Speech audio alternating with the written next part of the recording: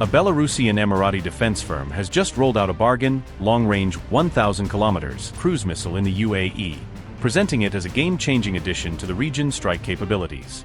This new missile system is already drawing global attention, and its debut is being viewed as a surprising move for a relatively unknown manufacturer. However, the missile specifications are raising far more questions about Moscow's involvement than about Minsk or Abu Dhabi, prompting analysts to examine the origins of its technology. The unusual mix of design cues and capability claims has fueled a debate about whether the project is quietly masking Russian fingerprints behind the scenes. E-System Solutions officially unveiled the LCCM MK2 at the Dubai Airshow in mid-November, showcasing it alongside established global defense giants. The demonstration was intended to signal confidence, positioning the firm as a bold new entrant in the rapidly expanding market for affordable long-range precision weapons. The company touts the LCCM MK2 as a low-cost, long-range strike weapon designed for deep battlefield missions, allowing militaries to hit critical targets without burning large budgets. By branding it as an economical alternative to Western systems, the firm is clearly aiming to attract countries seeking powerful, scalable options. Its potential targets include armored vehicles, command posts, radars, air defense units, and even parked fighter jets, making it a versatile tool for modern combat environments. Analysts say this reflects a growing global push to develop budget cruise missiles to counter U.S. dominance in long-range weapons, according to United 24. They argue that nations are increasingly seeking cheaper, mass-producible systems that can overwhelm high-cost American defenses through volume. The missile itself is 3.15 meters long and can reach a top speed of 600 kilometers per hour, as per EDAR magazine. While not supersonic, its design emphasizes range, payload economy, and low-altitude survivability over raw speed.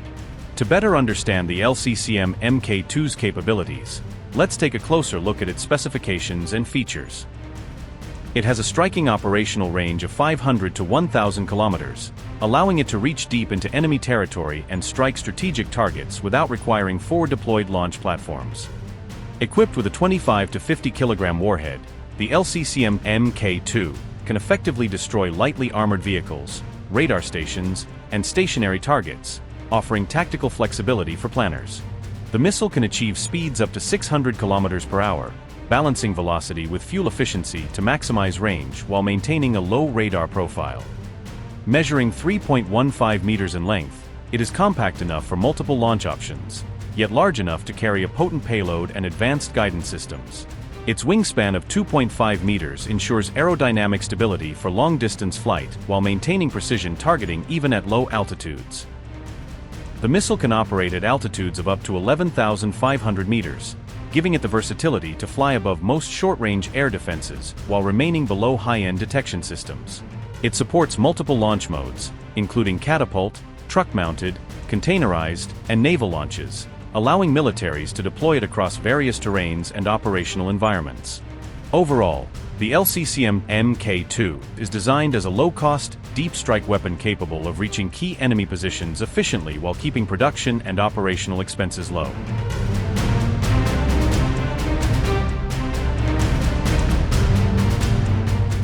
E-System Solutions describes itself as a joint Belarus-UAE defense company, according to United 24, presenting a blended identity meant to reassure clients of its multinational roots.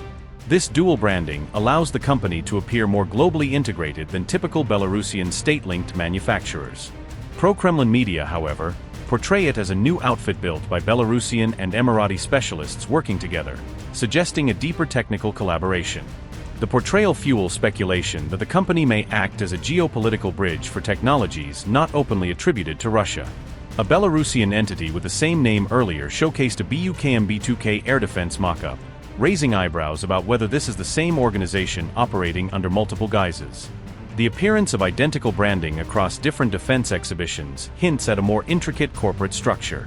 That discovery suggests one entity may be fronting under a hybrid or rebranded identity, according to multiple reports examining its background.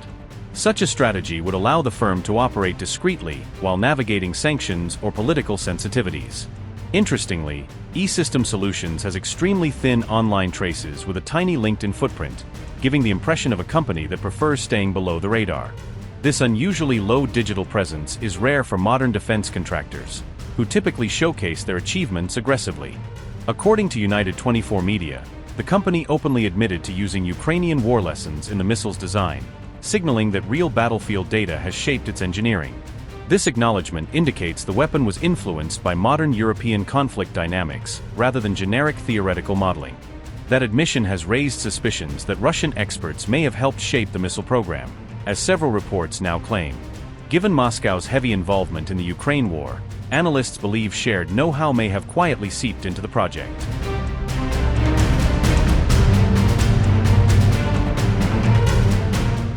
The missile reportedly aligns closely with Russia's push for cheaper mass-produced strike systems meant to saturate enemy defenses.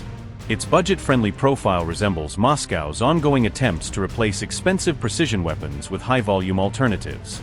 Its public debut in Dubai may be a deliberate effort to Belarus wash any covert Russian technology contribution, allowing Moscow to avoid scrutiny while still spreading its influence. Such a venue also gives the missile international legitimacy without directly linking it to Russian defense industries. Earlier, China helped Belarus build shell casing factories meant to support Russia's wartime ammunition needs, highlighting deep regional industrial links. These partnerships show how Belarus has long acted as a quiet but crucial manufacturing hub for Moscow's military ecosystem. Those plants can reportedly turn out roughly 500,000 artillery bodies every year, according to United 24, giving Russia a massive replenishment pipeline. This scale of production underscores why Belarus remains strategically important in the broader conflict supply chain. This emerges at a time when Donald Trump is aggressively courting Arab governments to politically shield Benjamin Netanyahu from rising Iranian pressures. The shifting diplomatic landscape adds another layer of complexity as the Middle East recalibrates its security ties. Arab governments have been maneuvering between Israel, the United States, and Palestine for many years, constantly trying to balance public pressure with strategic alliances.